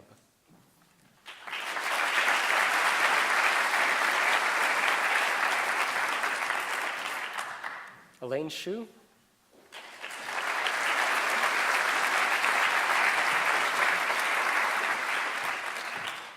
Elaine would like to thank her mom and Jeff for continuous support and encouragement during the frustrating years.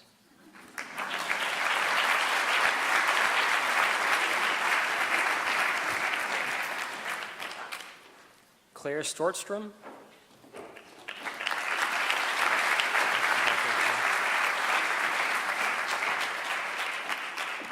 Claire looks forward to working at GE Blade Dynamics as a lead testing engineer in New Orleans, Louisiana, designing wind turbine blades, and she would like to thank her peers, family, and colleagues at Blade Dynamics.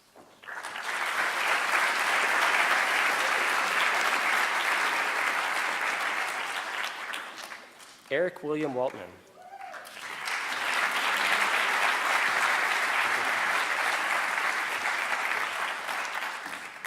Eric thanks his family and friends for their support and encouragement.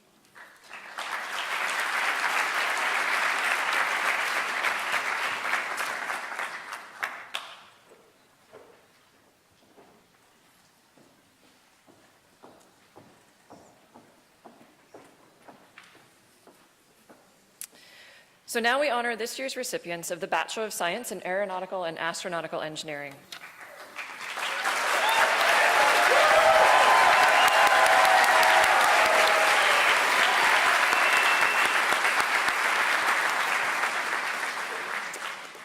Matthew Boehner.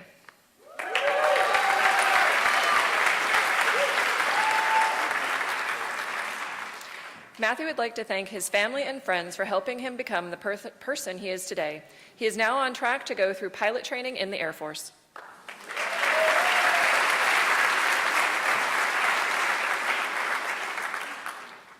Jake Blackman.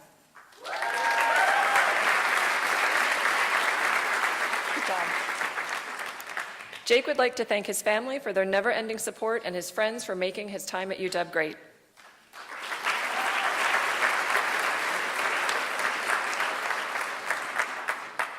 Bailey Bonacci.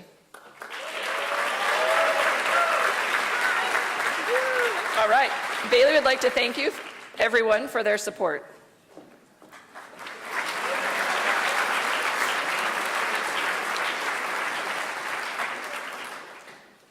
Trevor Bird. Congratulations. Trevor would like to thank his senior capstone advisor, Dr. Nolan, for his wisdom and guidance at the UW, the class of 2016 for keeping his spirits high when things became dim, and his family for always believing in his dreams.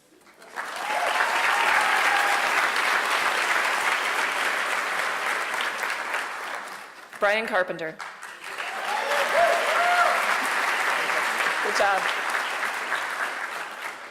Brian is excited to begin work at the Lyndon B. Johnson Space Center in Houston, Texas. He would like to thank his friends, family, and advisors who helped him along the way.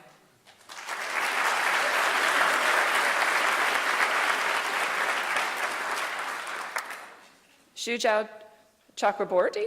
Sorry, this wasn't my phonetic spelling here. Shujao Chakraborty. Congratulations. Shujai will pursue further study in the aerospace industry after graduation.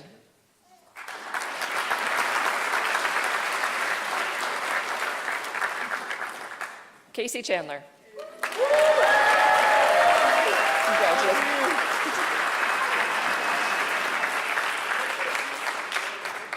Casey would like to thank his mother for her unwavering support throughout these years and reminds his peers that rock climbing can teach us a lot about life. Visualize success, trust your feet, and remember to breathe.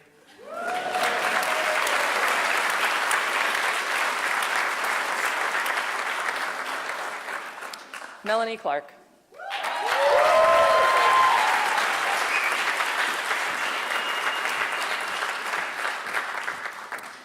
Melanie would like to thank her family, her partner Robert, and Jean Roddenberry for providing support and inspiration.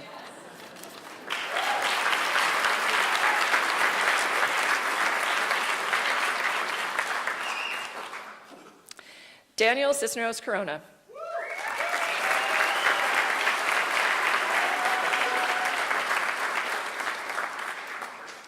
Daniel would like to give a special thanks to his mom and dad for all their support and pushing him to do his best.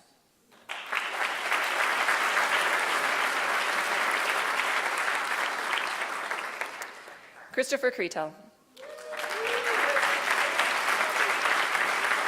Congratulations. Christopher would like to thank his parents and brother Jeffrey.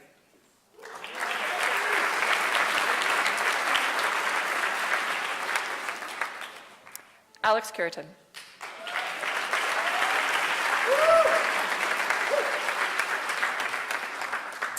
Alex plans to travel Europe with his girlfriend for several months, then begin work at SpaceX as a manufacturing engineer.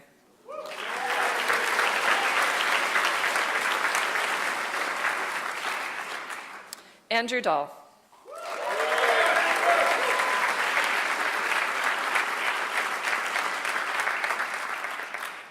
Andrew would like to thank his family, friends, fiancé, and professors for their support and help in achieving his academic goals.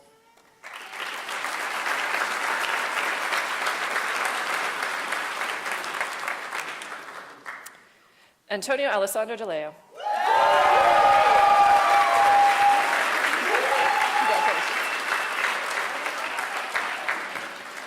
Antonio would like to thank his beloved family and friends that supported him in any way they could and let him become what he is today.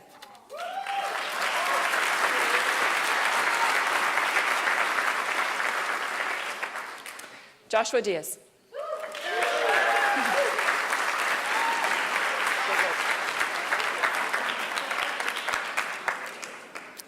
Joshua would like to give special thanks to close friends and family for the support and guidance along the way.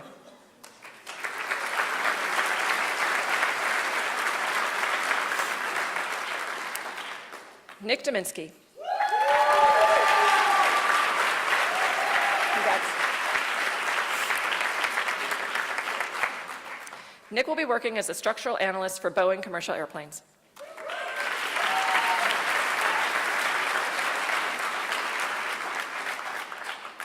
Dallas Faber.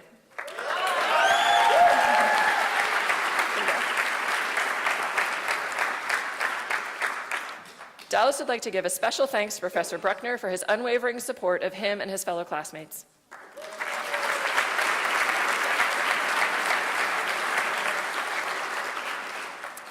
Drake Figueroa. Congratulations. Drake would like to thank the professors who put the time into helping him succeed and provide mentorship.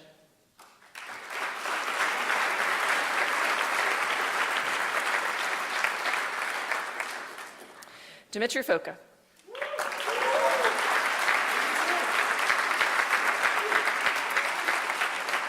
Dimitri would like to thank his family, especially his wife Nani, for their support during UW journey.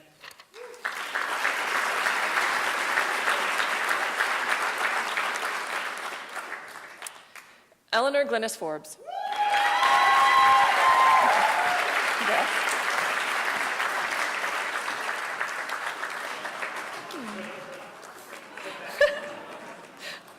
Eleanor would like to thank her parents, sister, friends, and mentor, Yuri Shumlock, for their continued support as she transitions into the PhD program at the University of Washington.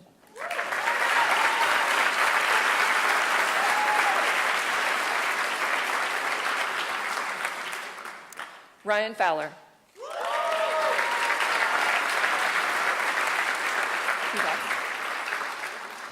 Ryan would like to thank his family for supporting him through his education and beyond.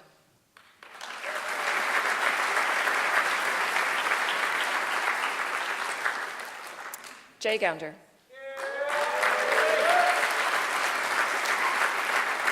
Good work. Jay would like to thank his parents, Aruna and Raj Gounder, for helping him get this far. He would also like to congratulate the rest of his graduating class for working so hard in the department.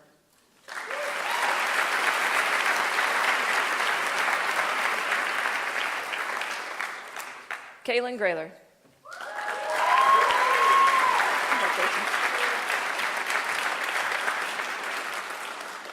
Kaylin would like to thank the department and everyone who has contributed to his education.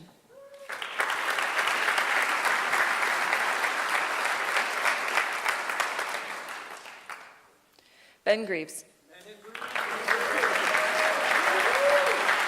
Good work.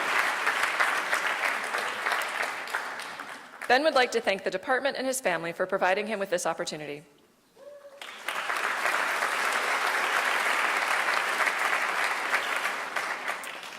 Tariq Haj Khalil. You're like the longest one here. Tariq would like to thank his dear friends and family for making him the person he is today. He also would like to thank the faculty for their commitment to his academic success and the countless opportunities they've presented him along the way. Tariq plans on spending his time exploring the field of controls engineering before applying for his master's this fall, all the while taking up a part-time job to support his two cats' lavish lifestyles.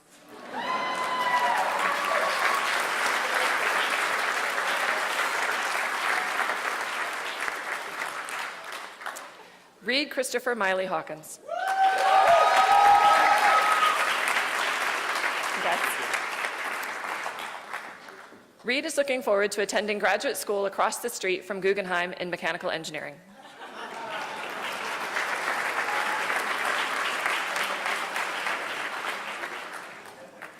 Kevin Ho. Great work. Kevin would like to thank Michael, Andrel, Anika, John, and his grandpa.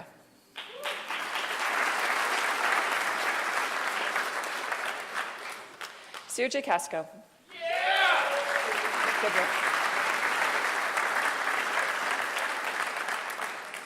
Sergey would like to thank all the faculty members who made it possible for him to finish the program.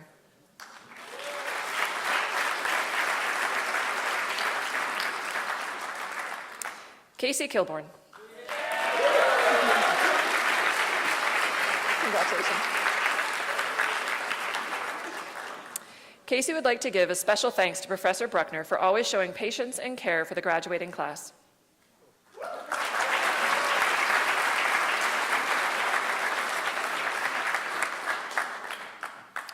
Charles Lewis King.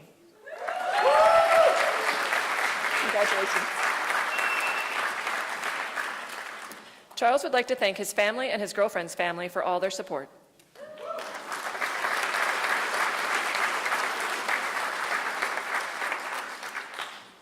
Jamie Lambie.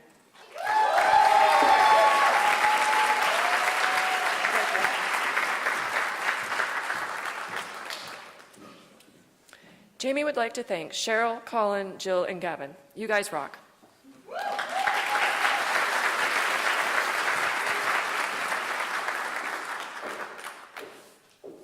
Mia Lee. Congratulations. Mia would like to thank her family for supporting my decision to study here, and she is grateful for the opportunities given to her at the UW.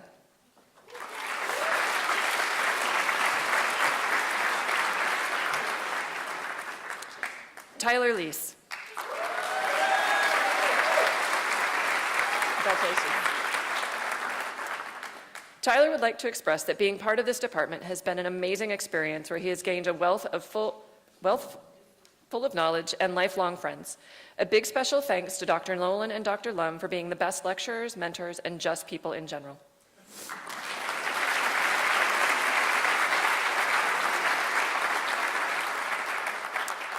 Kaylee Martineau.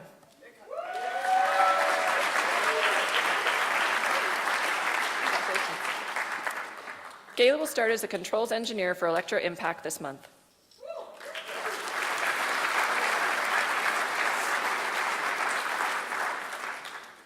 Dylan McKeever. Congratulations. Dylan will be going to Combat Systems Officer Training as a second lieutenant in the U.S. Air Force.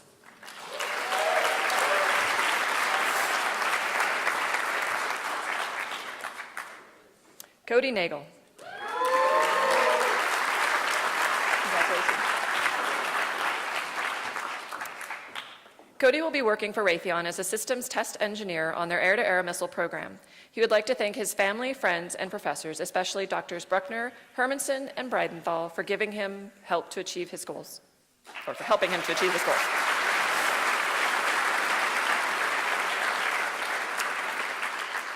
Dennis Wynn. Congratulations. Dennis would like to thank his parents for everything they've done, and they'll be the first ones on the list once he finds a way to colonize the moon.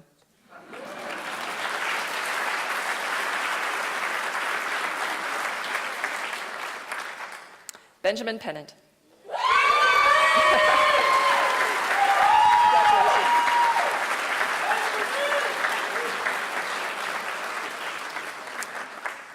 Benjamin would like to thank his family and close friends whose unbridled support undoubtedly encouraged him to go on.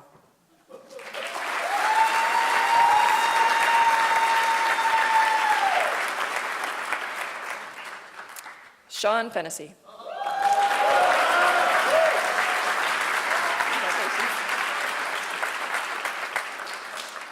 Sean would like to give special thanks to the AA department.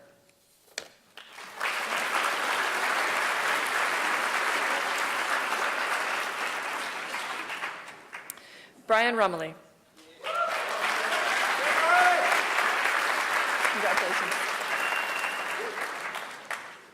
Brian would like to lead would like to leave you with this quote: "The final frontier is closer than ever before."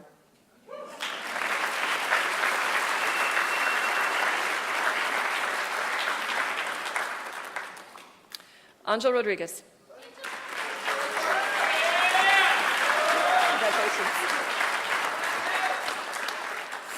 Angel will continue his studies in aeronautics and astronautics at Purdue University.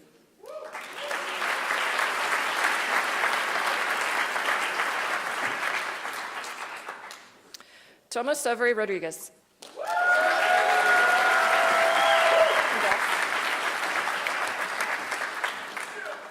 Thomas wants to thank his family, friends, all of his wonderful professors, and especially the rest of his senior class for being the best cohort anyone could ask for.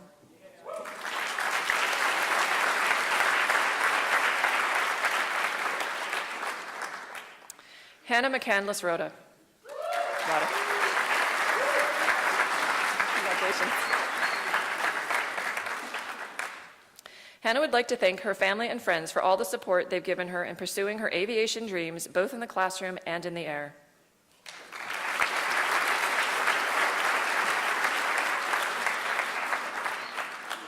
Navi Sandhu.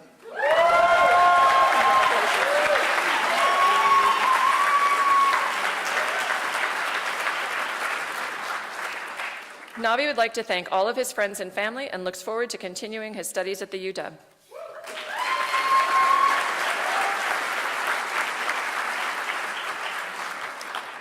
Spencer Savage.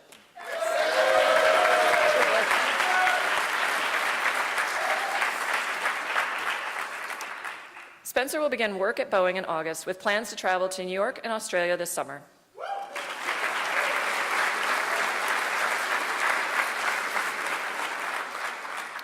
Justin Schneider. Congratulations. Justin would like to give special thanks to his family for their love and support.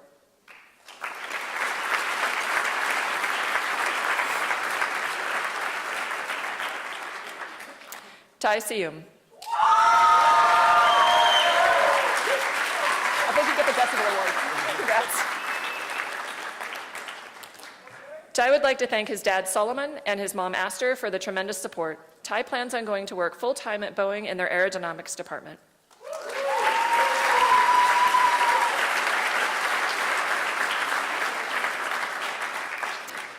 Taylor Silligy. Congratulations.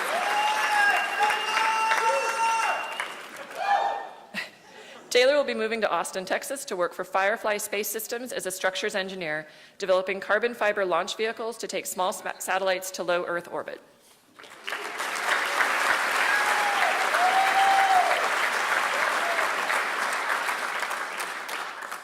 Harrison Stanky. Congratulations. Harrison would like to thank his parents for their endless support and selfless generosity throughout his college years. Who he is today is a reflection on the caring people they are.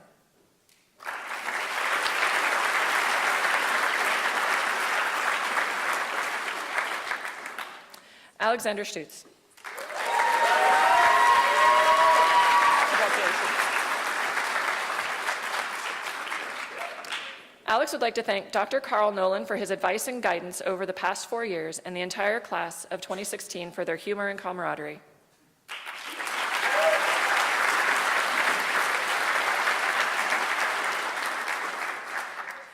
Maxine Tan Yibing. Congratulations. Maxine would like to thank her family and friends for all their love and support through university. After graduation, she'll be working towards her aerospace engineering master's here at UW.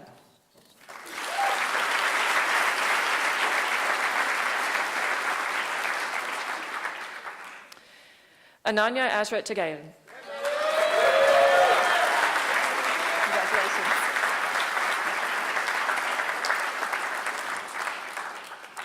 Ananya would like to leave you with this verse. Through him, all things were made. Without him, nothing was made that has been made. John 1:3.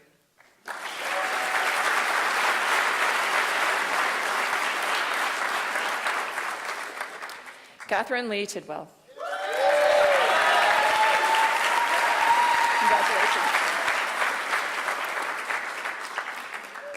Catherine will be moving to Switzerland in July to work in IPR Invest.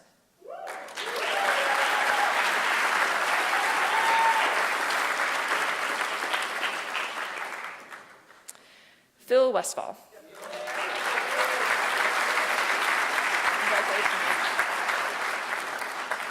Phil thanks his parents and the Aero and Astro staff for support through the past 2 years.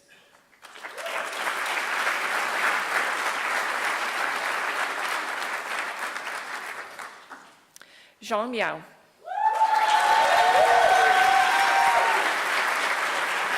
Congratulations. Miao is going to Stanford for graduate school, specializing in controls. She would like to give special thanks to her mom, Li Jiang, for her unconditional support.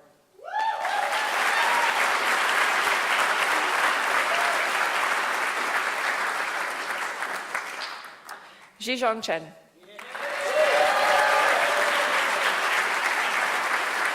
Congratulations. Zhizhong thanks his family and friends.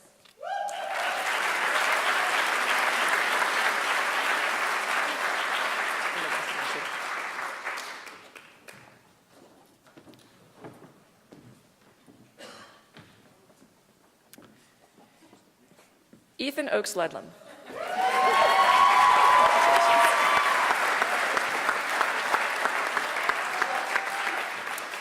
Ethan would like to thank his mother, father, sisters, and extended family for their support and love the past 4 years.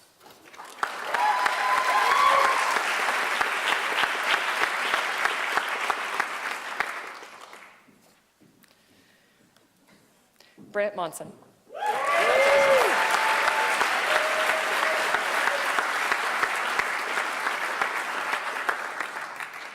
Brant would like to leave you with this quote. So fill to me the parting glass and drink a health whatever befalls.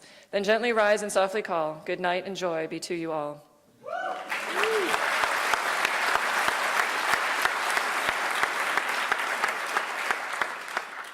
Alec Buing.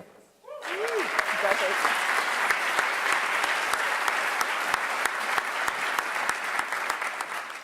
Alec will be working at Raytheon Missile Systems in Tucson, Arizona. Now I'll get it right. Ramiro, check it. Thank you.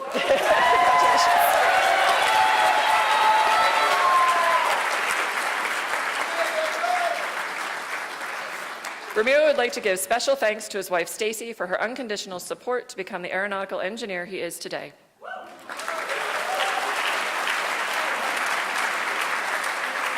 And last but not least, Daniel Cruz.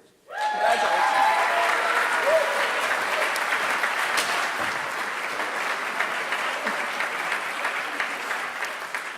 Daniel says upon his graduation, he will become a Bachelor of Science, spend the summer trapped within the Mojave Desert, and return in the autumn to haunt the halls of Guggenheim for many seasonal cycles to come.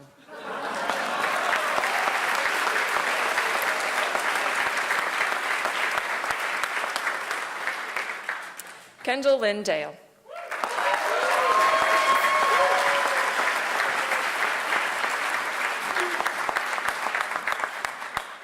Kendall would like to thank her friends and family for their support and looks forward to returning to her full-time job as development test engineer at SpaceX in Southern California.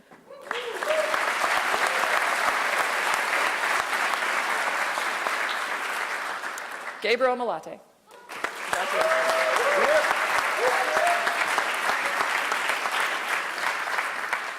Gabriel would like to thank his mom and dad for paying his tuition and for their love and support too.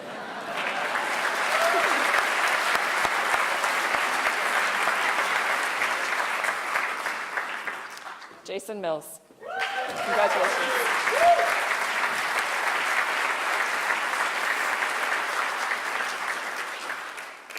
Jason would like to thank his family, friends, and all those who helped him get here.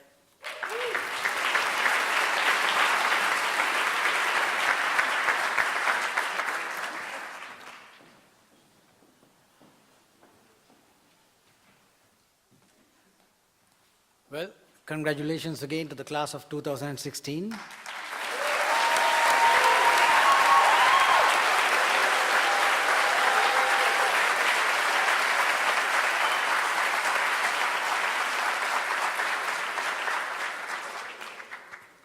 Thank you, Professors Morganson and Shumlak, and congratulations to all the graduates. In closing, I'd like to express our collective thanks to many people. Thank you to the staff and students of the Graduation Planning Committee who made today's event possible. Thank you to our faculty for your tireless efforts as teachers and mentors. Thank you to the families and friends here with us today. Your patience and support over the years was invaluable to these fine students as they work towards this great achievement. And once again, thank you to the class of 2016, those who are with us today and those who could not attend today. We have done our best to prepare you for what lies ahead, and it has been a privilege to teach you in the classroom and to work with you in the lab. Your hard work and dedication has impressed us all. We hope you leave our department with a strong foundation as you build your careers in industry, government, and academia. We look forward to hearing about your future accomplishments. We hope you will stay in touch with us and to remain engaged to help us to educate the next generation of aeronautical and astronautical engineers. We wish you a lifetime of success and fulfillment. And now, graduates, please stand. You may now move your tassels from right to left.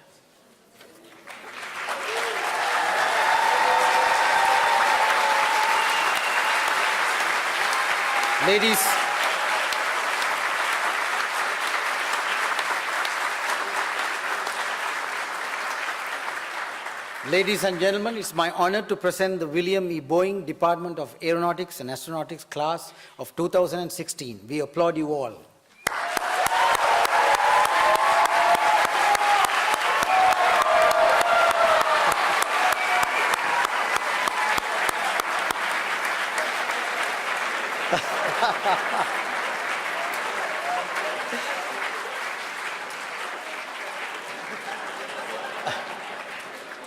This concludes our ceremony, and we invite you to join us now for a reception in the lobby. Thank you again.